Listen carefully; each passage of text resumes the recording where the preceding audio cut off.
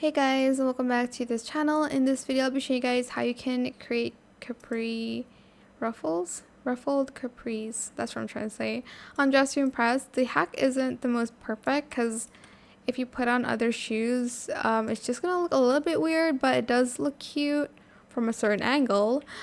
Grab these stockings. If you want to do pattern, you can. I'll just do pattern to show you guys.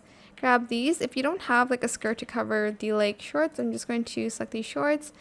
Color the second one your desired pattern, but I'm just going to cover that up anyways. Then we are going to use these socks from the currency item in the classic socks toggle. I'm just going to color it the pattern. Then lastly, we need these boots. We're going to color it the color of your skin tone and the rest your desired color, but you can also just put on boots if you'd like to. And that is pretty much it really. This is what it looks like. The shoes aren't the most perfect thing, but I don't know, I think it still looks pretty cute. I hope this tutorial is helpful for you guys. Don't forget to like, comment, share, and also subscribe to this channel if you haven't done that already. If you have any more questions about this video, just leave it in the comment section down below.